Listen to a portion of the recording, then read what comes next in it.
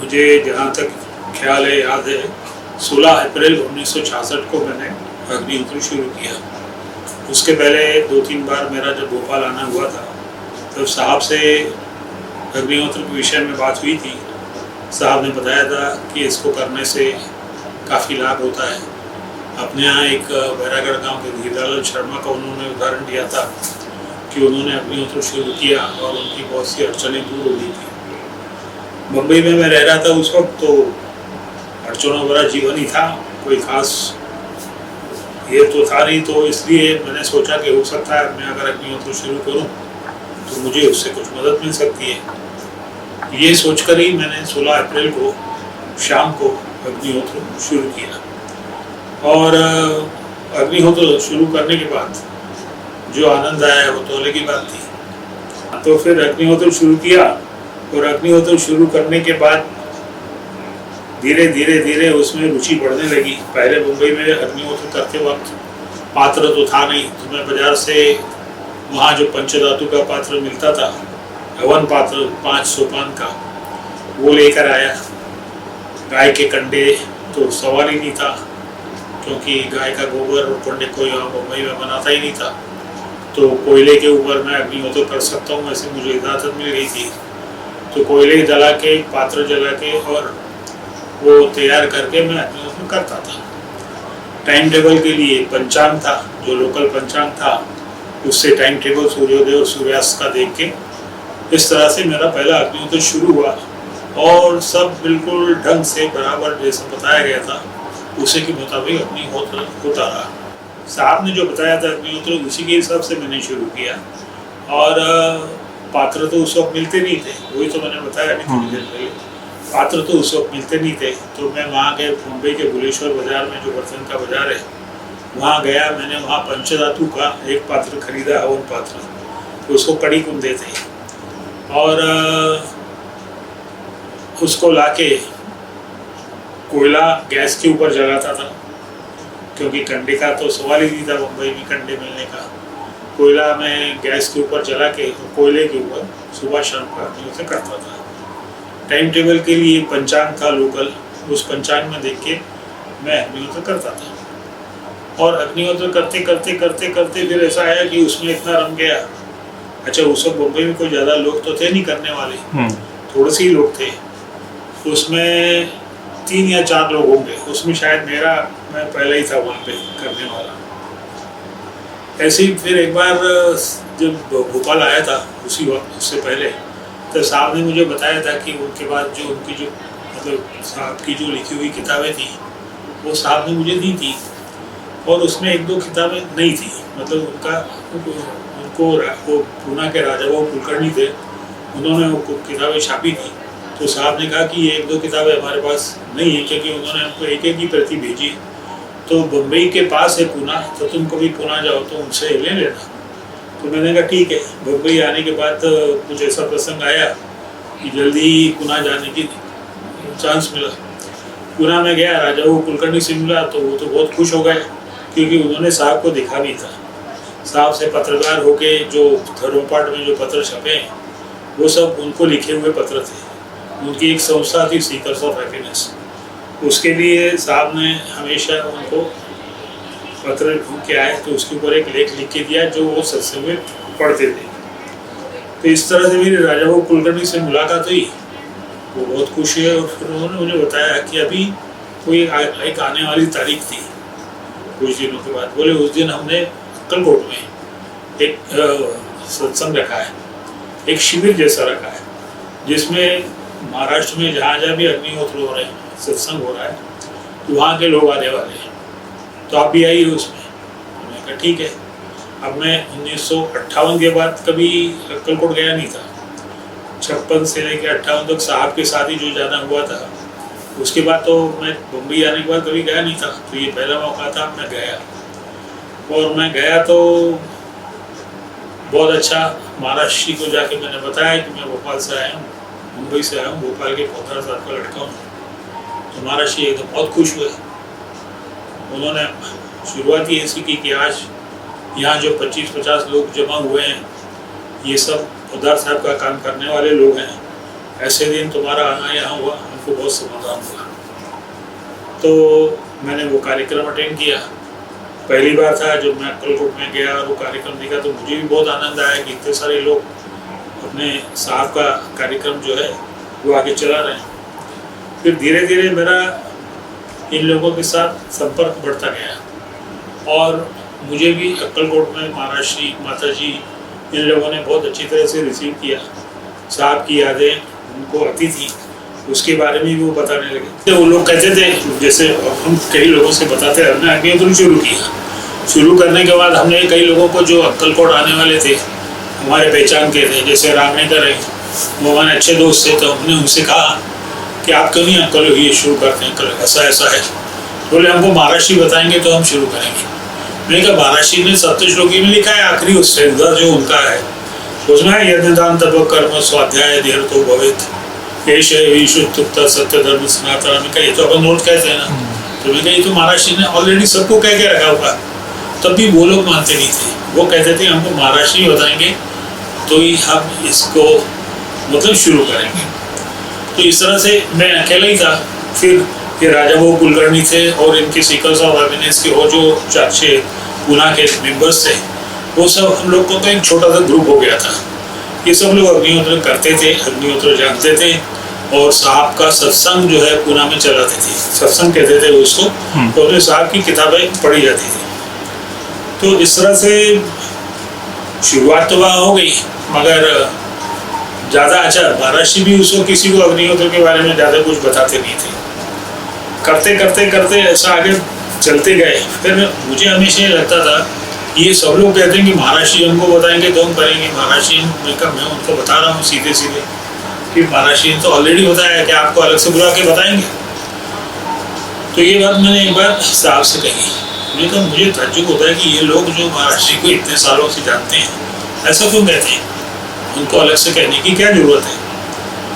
तो साहब ने उस वक्त अपनी जो किताब लिख रहे थे साहब, उस किताब में साहब ने इस बात का उल्लेख किया और लिखा कि अगर महाराष्ट्री एक प्रचारक के नाते लोगों को बताएंगे तो लोगों के ऊपर उसका अच्छा परिणाम होगा। महाराष्ट्री को जब वो पढ़ के सुनाया किताब का वो हिस्सा, तो महाराष्ट्री बड़े बेचैन हो गए। वो बेचैन इसलिए हो गए, कहने लगे मतलब सेनापति ही शंका कर रहा है। बोले ऐसा तो है नहीं। बोले हम तो ऐसा है कि फिर उन्होंने अपना अनुभव बताया कि हम अग्निहोत्र के लिए अग्नि प्रज्वलित करना है, ऐसा बताया जाता है ना। तो हम तो अग्नि प्रज्वलित नहीं कर सकते, इसके लिए कि अगर हमने मतलब उनका जो अनुभव था पहले का, कि अगर हमने इच्छा की तो अग्नि खुद ही प्रज्वलित हो जाता है। और जो अग्नि प्रज्वलित इस तरह से हो जाता है वो तो सिद्ध अग्नि हुआ। तो सिद्ध अग्नि के ऊपर तो अग्निहोत्र नहीं कर सकते। मतलब ये उनका कारण था, वो क्यों नहीं करते थे। मगर चूंकि साहब ने ये बात लिखी थी, प्रचार के हिसाब से लिखी थी, तो उन्होंने उसको आगे चल के अपना लिया। और उनका जो अग्निहोत्र होता था, मतलब जो साहब ने कहा था प्रचारक की भूमिका में, वो कितना परिणामकारक था इसका ये उदाहरण था। इन्होंने शुरू तो किया, मगर ये इनका अग्निहोत्र कैसे होता था, ये अग्निहोत्र करते थे उसको एक निरंजन जलाते थे। निरंजन एक बत्ती होती है ना, दिया होता है, वो दिया जलाया जाता, उनके सामने रख दिया जाता। और फिर ये जो मंत्र हैं आगे के पीछे के, ये मंत्र महाराष्ट्री कहते थे सूर्योदय सूर्यास्त के टाइम पे। अब उसका परिणाम यही हुआ जो साहब चाहते थे। लोगों ने देखा कि महाराष्ट्री अग्निहोत्र कर रहे हैं, तो धड़ाधड़ अक्कलकोट वाले लोग अग्निहोत्र करने लगे। मतलब पहले जो प्रचार के हिसाब से जिनको बताया गया, उन्होंने कुछ नहीं किया था। वो यही कहते थे कि अगर महाराष्ट्री हमको कहेंगे तो हम करेंगे। उनको ये बात भी समझ में नहीं आती थी कि महाराष्ट्री ने तो ऑलरेडी बताया हुआ आपको सप्तश्लोकी में, वो उस बात को मानते नहीं थे। तो मगर ये हुआ कि फिर ये हुआ तो बड़े बड़े लोग भी जो वहाँ पे आने वाले थे, वो लोग भी अग्निहोत्र करने लगे। तो धीरे धीरे अग्निहोत्र अक्कलकोट और महाराष्ट्र में मतलब लोग करने लगे, उसकी संख्या बढ़ने लगी। अब जैसे साहब का नाम सुनते ही वो बहुत आनंदित होते थे। सबसे पहले जैसे मैं गया, वो मैंने जब उनको ये बताया मैं पोदार साहब को लड़का हूँ, तो वो जो उनका चेहरे पे आनंद देखने जाए। तो साहब की बात तो कोई भी बात हो, कोई भी करे, मैं ही नहीं दूसरा भी कोई करता था, तो महाराष्ट्री बहुत आनंदित होते थे। इसके लिए कि उन्होंने एक बार इसका आगे एक बात करते करते बताया था कि हमने उनसे जितना प्रेम किया है उतना उनके माता पिता ने भी नहीं किया होगा, ऐसा उनका व्यवहार। तो ये चीज़ उनके व्यवहार में, महाराष्ट्री मतलब साहब के बारे में बात करते हुए, ये चीज़ उनके व्यवहार में हमेशा दिखती थी। और दूसरे लोग भी कभी कोई पोद्दार साहब की बात करते थे तो मुझे बताते थे कि फलाने आए थे, वो आज ये बता रहे थे। और फिर साहब के जो अनुभव थे उनके बीच बीच के, जैसे प्रवास में जाते थे तो साहब ने 2 बार उनकी गाड़ी चलाई तो बताते कि उस वक्त हम गए थे तब पोद्दार साहब ने हमारी गाड़ी चलाई थी। ऐसे जब भी उनको मौका मिलता वो साहब की याद तो जरूर करते थे। और हुआ ये था कि उनका साहब का वहाँ आना ही टोटली बंद हो गया था ना, तो इसलिए जो दूसरे कोई कुछ बात करेंगे तो ही उनको साहब के बारे में समझ में आता था। दूसरा तो कोई था ही नहीं, मैं ही था। तो वो मुझसे जो कुछ बात करते थे उनको मालूम था कि ये पोद्दार साहब को भी खबर मिलेगी और पोद्दार साहब से भी जो भी कुछ बात होगी वो अपने को मालूम होगी। इस तरह से ये सिलसिला चलता रहा। फिर एक बार ये हुआ कि मुझे हमारे एक दोस्त थे, उनके साथ पहली मेरी मीटिंग जो अक्कलकोट में हुई उनके साथ, और वो मुंबई के थे, नाम था गजानन रांगनेकर। हम दोनों जने उनको, हालांकि उन्होंने पोद्दार साहब को देखा नहीं था मगर उनको साहब के बारे में बहुत कुछ मालूम था, ऐसा मेरे से उनसे जो बात हुई उससे पता चला। तो वो मेरे साथ भी बड़े प्रेम से बात कर रहे थे। तो हम लोग जिस दिन वहाँ से निकले तो हम दोनों बाय द वे, वो भी मुंबई रहने वाले थे, मैं भी मुंबई जाने वाला था। हम दोनों स्टेशन पे आए तो गाड़ी 1 घंटा लेट थी। वहाँ पे उनसे बहुत बातें हुई। तो उनसे बातों में ये पता चला कि वो पहले नौकरी करते थे, अब बिजनेस करते हैं। वो महाराष्ट्र की कृपा से उनका बिजनेस बहुत अच्छा चल रहा है, बंगला, गाड़ी घोड़ा सब कुछ उनके पास आ गए वगैरह। तो मुझे भी काफ़ी दिनों से ऐसा लगता था कि अपने को कुछ बिजनेस करना चाहिए। नौकरी करने का अपना टेम्परामेंट नहीं है, ना गर्म दिमाग होता था तो लोगों से झगड़ा बहुत हो जाता था, तो उसमें तो नौकरी आदमी कर नहीं सकता है। तो नौकरी करने का तो मेरा इरादा नहीं था, धंधा करना था। तो उनसे मुझे इनकरेजमेंट मिला और उन्होंने मुझे कहा कि आपको अगर काम करना और जगह वाला की अड़चन पड़े तो मेरा ऑफिस है, आप वहाँ बैठ सकते हैं। ये एक बहुत बड़ी सुविधा थी मुंबई जैसे शहर में। तो मैंने कहा ठीक है। और फिर हम लोगों ने वो उसी दिन हमारे स्टेशन पे जो मुलाकात हुई वही थी 1 घंटा। उसके बाद ट्रेन आई तो वो अपने एक कंपार्टमेंट में चले गए, उनका मित्र वहाँ था, मेरे एक कंपार्टमेंट, मेरा एक मित्र था, तो हम दोनों वहाँ पड़ गए। मगर वो बम्बई में मेरे, जहाँ मैं रहता था, मेरे घर के बिल्कुल पास में थे। तो फिर आगे मैं उनसे मिला। उनसे मिलने के बाद फिर मेरे को ऐसा लगा कि मैं कुछ काम धंधा शुरू करूँ। उन्होंने अपनी जगह बता दी। मैंने कहा ठीक है। फिर मैं उस वक्त जो नौकरी करता था वो नौकरी से मैंने इस्तीफा दे दिया और जॉफरी मैनर्स नाम की कंपनी थी, फार्मास्यूटिकल कंपनी थी, उससे मैंने इस्तीफा दे दिया और ये महाराष्ट्र से परमिशन ली। पहले महाराष्ट्र से परमिशन ली कि मैं ऐसा ऐसा काम करना चाहता हूँ। तो उन्होंने कहा ठीक है। फिर उन्होंने मुझे वो उसका नाम दिया, श्रीराम ट्रेडिंग कंपनी, ऐसा मैंने अपनी कंपनी का नाम रखा था।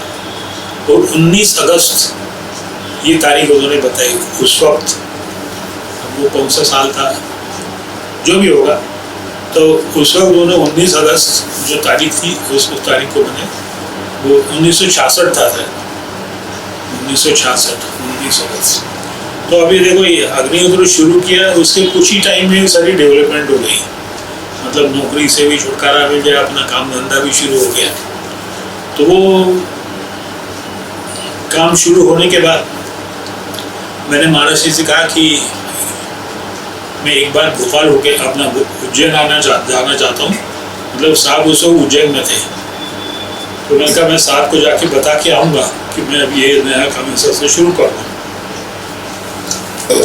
तो उन्होंने कहा ठीक है, अब तुम जा ही रहे हो तो हमारा एक जो है मैसेज जयंत को देना। मैंने कहा ठीक है। फिर उन्होंने बताया कि जयंत से कहो कि उस वक्त उसके पूर्व जयंत ने सुख की खोज में सुखाचे शोधा, इन सर्च ऑफ हैप्पीनेस का अंग्रेजी और हिंदी और मराठी में ट्रांसलेशन किया हुआ था। तो उन्होंने कहा वो ट्रांसलेशन तो एक काम हो गया, अब तुम उसको कहो कि हमको अब उसका स्वतंत्र ऐसा लेखन चाहिए। और उस स्वतंत्र लेखन में वो पोद्दार साहब का चरित्र लिखे। उस चरित्र में क्या क्या हो ये उन्होंने बताया। तो बोले ये हमने उससे मांगा है, सर तुम बताओ। उसको निमित्त करके अभी वो लिखवा लेने वाले हैं उससे। मैंने कहा ठीक है। फिर मैं भोपाल आया, उज्जैन आया, उज्जैन में बताया साहब को कि ऐसा ऐसा हुआ है और मैं ऐसा काम शुरू कर रहा हूँ और जयंत के लिए मैसेज है। तो जयंत भी खुश हो गया। फिर इस तरह से महानुभाव का अद्भुत दर्शन की शुरुआत हुई। शुरू में थोड़ा टाइम लग गया उसमें लिखने में, मगर फिर जयंत ने वो लिख के मुझे भेजा। मुझे भेजने के बाद जब मैंने पढ़ा तो मैं मैन्युस्क्रिप्ट पढ़ रहा था, मतलब अक्कलकोट में लेके गया वो किताब और महाराष्ट्र को दिखाने के पहले मैं मैन्युस्क्रिप्ट पढ़ रहा था। तो मेरे को खुद को ही बहुत ताज्जुब हो रहा था, ये क्या है, ये तो अपने को कुछ भी मालूम नहीं। बहुत सारे उसमें प्रसंग ऐसे थे जिनके बारे में कोई मुझे कल्पना नहीं थी, क्योंकि मैं करीब 6 साल से माँ से दूर था, साहब से। खैर, तो वो किताब लिखी गई और किताब लिखने के बाद उसको पढ़ने के लिए, मतलब मेरे पास उसकी पांडुलिपि आई। फिर वो लेके मैं गया अक्कलकोट और 2 बार की सीटिंग में पूरी किताब पढ़ के महाराज जी को सुनाई। उसमें उनके जो भी कुछ सुझाव थे, करेक्शन तो उन्होंने कोई किया नहीं, जो था वो सब सही था। महाराज जी की परशुराम जी के साथ जो यात्राएं 6 हुई थी उसके बारे में ज़रूर उन्होंने कुछ जगह जहाँ आवश्यक था कुछ सुझाव दिए कि भाई ये अगर इस तरह से होगा तो अच्छा रहेगा। तो उस तरह से वो सब कर लिए गए थे। फिर ये सब सुझाव करके जब वापस आई किताब, फिर मुझे वो लेके गया मैं और फिर महाराज जी को सुनाया।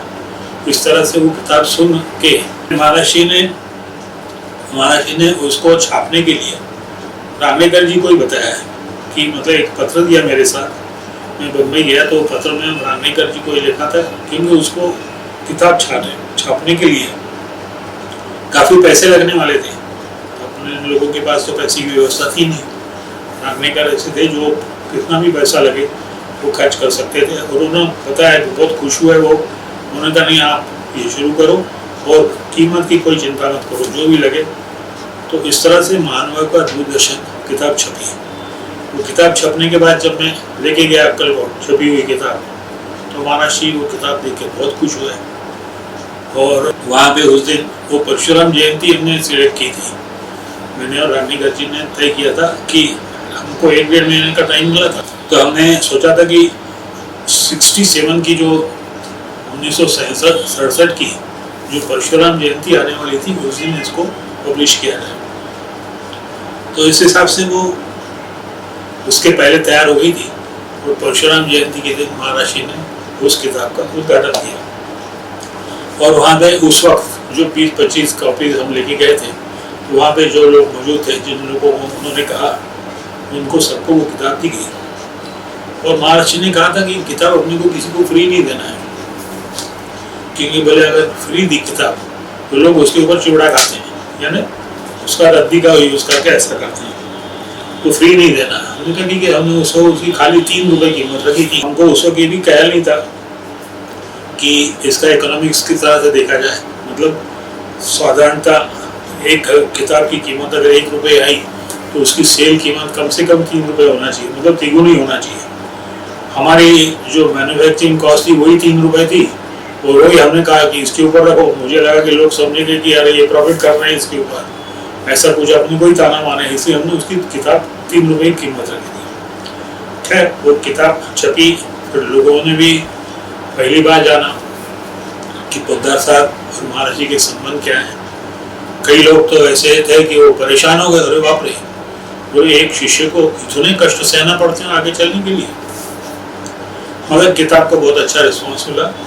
लोगों ने तब पोद्दार साहब को जाना कि पोद्दार साहब क्या हस्ती हैं। और साहब के बारे में जो उनकी कुछ गलत धारणाएं थी, मतलब महाराज जी ने इनको यहाँ आना मना कर दिया वगैरह वगैरह, ऐसा जो लोगों की धारणा लोगों ने दूसरे लोगों ने फैलाई थी, वो धारणाएं सबकी दूर हो गई और उनको समाधान हुआ कि भाई ये तो काफ़ी आगे बढ़े हुए हैं। पिता कहने के बाद ऐसा हो जाता है कि कोई अंतर तो दिखता नहीं है। पिता तो वही है, खाली ये था कि उनके व्यवहार में फर्क पड़ गया था। साहब पहले के जो थे, मतलब प्रचारक होने के पहले, यानी प्रचारक तो बहुत आगे की बात होगी। साहब ने जब महर्षि से संबंध स्थापित किया उसके बाद उन्होंने कई सारे ऐसे नियम ले लिए थे, तपस साधना शुरू कर दी थी। उस वक्त ही साहब बहुत नरम पड़ गए थे। हम जो साहब को जानते थे वो साहब बहुत कड़क शिस्त वाले थे, मतलब उनका जो क्या कहते हैं शिस्त को डिसिप्लिन जो कहते हैं, उनका डिसिप्लिन बड़ा सख्त था। और मैं अकेले ही नहीं, सभी लोग जो साहब से संबंधित रहते थे वो हमेशा एक प्रकार के धौंस में रहते थे, मतलब दबाव में रहते थे। दबाव प्रेम का था, दबाव कोई डर का नहीं था। डर एक अलग बात होती है, यहाँ ऐसा नहीं था। यहाँ ये था कि साहब में नाराज नहीं हो जाए, नाखुश नहीं हो जाए, उनको खुश रखने के लिए क्या कर सकते हैं, ये लोगों का हमेशा ख्याल रहता था। तो ये जो साहब थे, ये साहब बहुत नरम हो गए, बहुत नरम हो गए। तो वो जब मैंने वो चीज़ देखी तो मुझे बड़ा ताज्जुब हुआ। मैं कहा ये कैसे क्या हो गया, क्योंकि साहब के साथ उठना बैठना मिलना जुलना ये जो था ये बहुत आसान हो गया। पहले साहब के कमरे में जाने से पहले अपने को पूछना पड़ता था आऊँ क्या, फिर सामने खड़े हो तो गर्दन नीचे करके खड़े रहते थे। ये सब जो है एक डिसिप्लिन का ही था, वो कोई डर नहीं था, एक डिसिप्लिन था। तो वो जो है वो चीज़ दूर हो गई।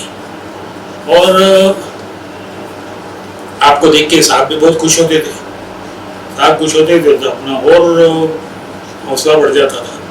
तो इस तरह से जो साहब में परिवर्तन धर्म प्रचारक होने के बाद हुआ, वो वैसे भी उनके जो धर्माचरण था उसी का परिणाम था कि उसकी वजह से हुआ।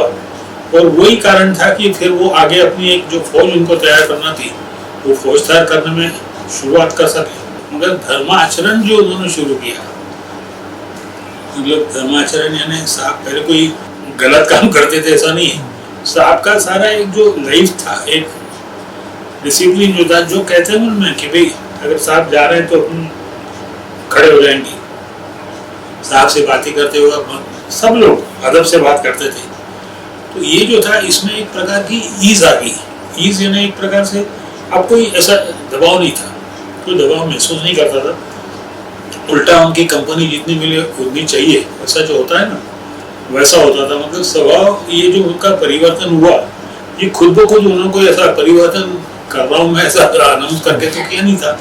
वो धीरे धीरे धीरे धीरे खुद ब खुद होता गया। अब ये जो इतना हुआ कि कुछ लोग तो कहने लगे साहब को क्या हो गया है, मतलब जो लोग साहब से हमेशा दब के रहते थे वो लोग साहब को क्या हो गया, कुछ भी नहीं हुआ।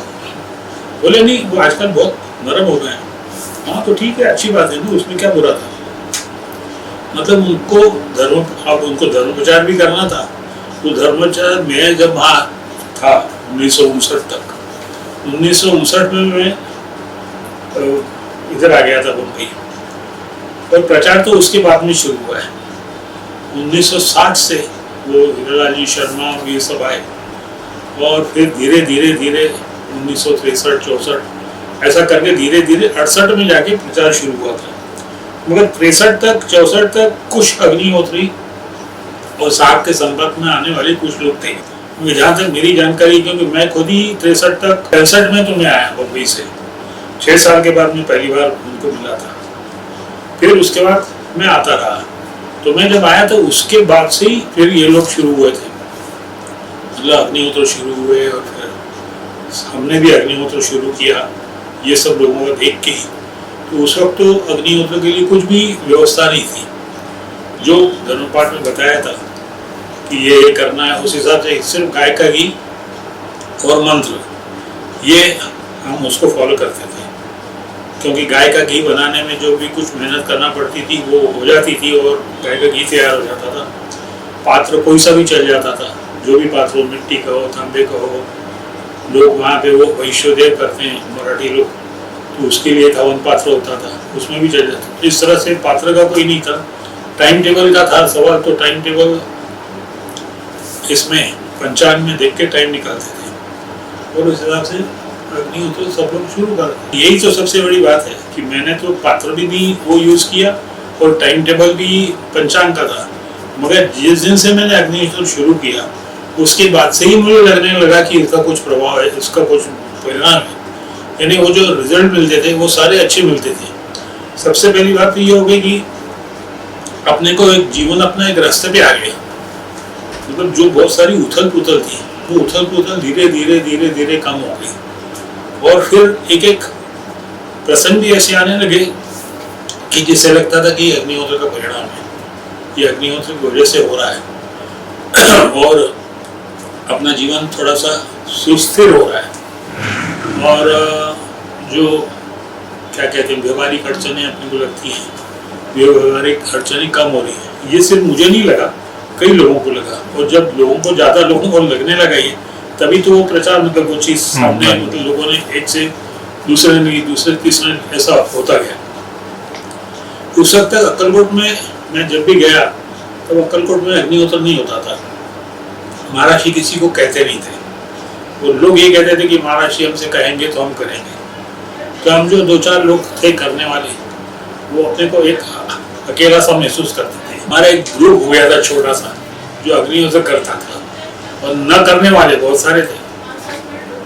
तो उसमें क्या होता था कि उस वक्त जो कुछ जिन लोगों का कुछ इन्फ्लुएंस था मठ के ऊपर, उन लोगों की वजह से ये स्थिति थी। तो ये सब अब क्या होता था, ये सब मेरा भोपाल अपना उज्जैन भोपाल आना होता ही था साहब से मिलने के लिए। तो मेरी हर विजिट में मैं साहब से मेरी एक ये दुख प्रकट करता था कि इतना सब बताया है महाराष्ट्री ने, फिर भी लोग अग्निहोत्र नहीं करते हैं। अगर अपन उनको बताने जाओ तो भी वो मानते नहीं है। तो साहब ने वो चीज़ अपनी इसमें लिखी, परम सदगुरु में, मेरे ख्याल से परम सदगुरु में है वो चीज़। उन्होंने लिखा कि अगर ये महाराष्ट्री वहाँ पे लोगों को बताने लगे और लोग अगर करने लगे तो आज कितना महाराष्ट्र भर में प्रचार हो जाएगा। तो फिर महाराष्ट्र ने बताया भी, किया भी, और फिर उसका परिणाम जैसे साहब चाहते थे वैसा परिणाम भी। और उसी का परिणाम है कि आज पूरे महाराष्ट्र में और हर जगह अग्निहोत्र हो रहा है। भोपाल में जितना प्रचार हुआ उतना प्रचार तो उन लोगों ने किया नहीं कभी, मगर फिर भी प्रचार न करते हुए भी वहाँ पे आज अग्निहोत्र बहुत सारे हो रहे हैं। ये देखा देखी मतलब कुछ लोग थे जैसे राजा वो कुलकर्णी थे, पूना में एक टीम थी, ये लोग प्रचार करते थे। इन लोगों मतलब साहब से जुड़े हुए लोग थे ये, और ये लोग प्रचार करते थे। इन्हीं के प्रचार की वजह से धीरे धीरे धीरे हर जगह पे वहाँ अग्निहोत्र शुरू हो गए। और फिर बाद में जब महाराष्ट्र ने मठ में अग्निहोत्र शुरू किया तो उसका भी परिणाम हुआ और सब जगह महाराष्ट्र भर में अग्निहोत्र फैलने लगा। मुझे तो वही बात का ताज्जुब हुआ कि जब लोगों ने कहा कि नहीं इसके लिए तो मतलब जब पात्र आया, जब आया तब आया, तब तक तो आया नहीं था। तब तक तो यहाँ बैरागढ़ में हमने देखा है लोग कुल्लड़ होते हैं ना छोटे छोटे दिए बनाते, बड़े वाले दिए उसमें करते थे। तब भी सब लोग हम जब साहब के साथ पहला साहब का प्रचार दौरा हुआ था बैरागढ़, तो बैरागढ़ में उन लोगों को साहब ने कहा था कि जब आपके यहाँ 100 अग्निहोत्र हो जाएंगे तब हम आपके यहाँ आएंगे। तब वो 100 अग्निहोत्र हो गए। जब उस वक्त बाई चांस मैं भी भोपाल में था तो मैं साहब के साथ गया था। तो मैंने देखा कि वहाँ पे जो गांव वाले लोग हैं उनके यहाँ इतने बड़े बड़े दिए जैसी चीज़ें, उसी में कोयले के ऊपर अग्निहोत्र करते थे। गाय का घी और चावल और मंत्र, ये 3 आवश्यक चीज़ें जरूर वो लोग सब पूरी करते थे। बाकी पात्र वगैरह में ऐसी कोई, मैंने खुद ने भी कहा ना कि मैंने भी जब खुद ने वो शुरू किया तो मुझे भी पात्र की कोई समस्या नहीं थी, मगर अग्निहोत्र का जो परिणाम बताया गया है वो परिणाम बराबर मिलता था। बाद में ये तो उसका क्या बोलते हैं उसको और थोड़ा रिफाइन किया। ये पात्र जो आया ना, जो पात्र आज जो अपन यूज करते हैं पात्र और टाइम टेबल, ये तो बाद में आने के बाद उसमें और थोड़ा उसमें सुधारना हो गई। अगर पहले कोई गलत हो रहा था ऐसा नहीं था। हमने डांटना तो बहुत पहले बंद कर दिया था, साहब डांटते नहीं थे कभी, मगर साहब समझाते ही ऐसे थे कि लोग सामने वाला सुन के समझ जाए, उसको ज़्यादा समस्या रहती नहीं थी। अगर मैंने ऐसा कभी देखा नहीं किसी को कि किसी को बहुत बड़ी समस्या है और क्या करें क्या नहीं करें। अब एक समस्या उस वक्त हर जगह कायम रहती थी कि घरों में अगर औरतें वो बाजू में बैठ जाए तो क्या करना, तो साहब तो कहते थे कि ये तो ईश्वरीय कार्य है। कई ईश्वर ने कभी ऐसा हुआ है कि सूरज का उदय नहीं हुआ है आज? सूरज जो है ये प्राकृतिक एक कृति है, वो बोले कार्य है। तो बोले उसमें इसमें कुछ हमें तो कोई अड़चन लगती नहीं है। तो हम तो कहेंगे, हमसे कोई पूछेगा तो हमसे कहेंगे आप करो। आपका पूर्व जीवन बहुत ही ठाट का रहा। ठाट का यानी ऐसे ठाट तो मतलब जिन लोगों ने ऐसे ठाट देखे हैं उनको साहब का बात का जीवन देख के बड़ा दुख होता था कि इस आदमी ने क्या कर लिया। हालांकि किया कोई गलत कुछ नहीं किया था, उनकी जो प्रगति थी वो लोगों को समझ में नहीं आती। मगर दुनिया की नज़र जो देखने की होती है ना, कि इनके पास गाड़ी है, बंगला है, अमुक है और रईस आदमी है, शान से रहते हैं, ये सब बंद हो गया था। साहब तो मतलब साहब ने जब अपने कपड़े पहनना बंद किए तो उनके सूट, उनके पैंट और शर्ट जो है वो इतने सारे थे कि मैं और हमारे अंकल अच्युत पोद्दार, हम दोनों ने बरसों उसको यूज किया है, तब भी वो खराब नहीं हुए थे। और वो जो लाते थे, जो चीज़ उनकी थी वो एक से एक फर्स्ट क्लास, मतलब अच्छी से अच्छी कीमत देके वो लाते थे। तो साहब ने जब वो बंद कर दिया, धोती कुर्ता पहनना शुरू किया, तभी लोगों को लगा कि ये क्या हो गया। मगर ठीक है, साहब ने लोगों के लिए तो कुछ किया नहीं था, अपने इसलिए किया था, तो उनका वो उस हिसाब से चलता रहा। हाँ, लोगों को ये जरूर लगता था कि क्या हो गया, क्या काम धंधे में, तो काम धंधा बराबर अच्छी तरह से चल रहा था।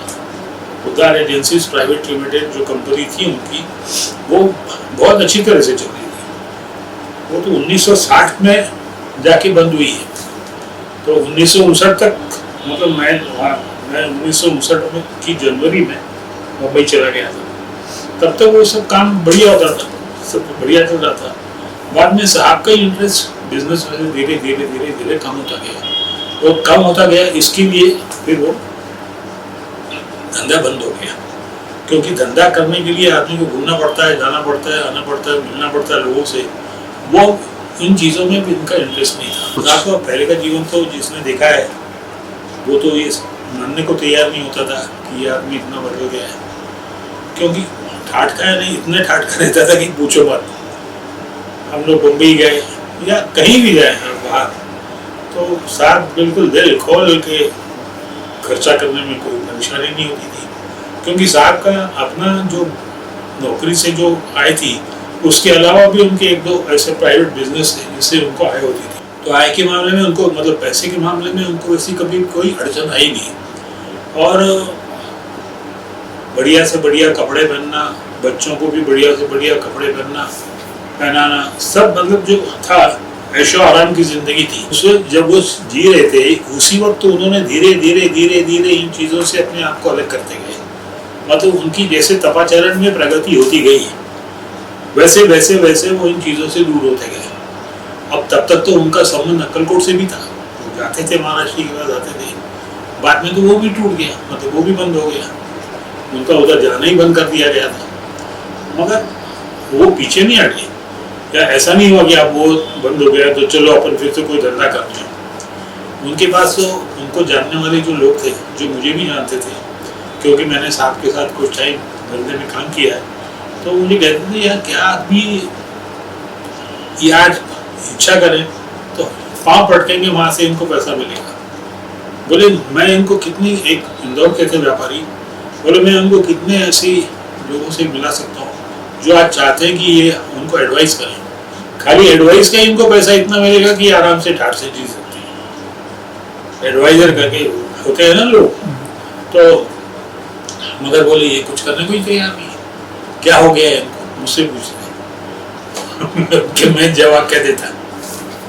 तो ऐसे साहब मतलब जो कुछ उन्होंने किया वो अपनी मर्जी से किया और होने दिया, क्योंकि उन्होंने जैसे एक जगह कहीं तो भी किताब में आया है कि उन्होंने जो हमारी तरफ देख रहा है वो हमारे बाल बच्चों की तरफ भी देखेगा।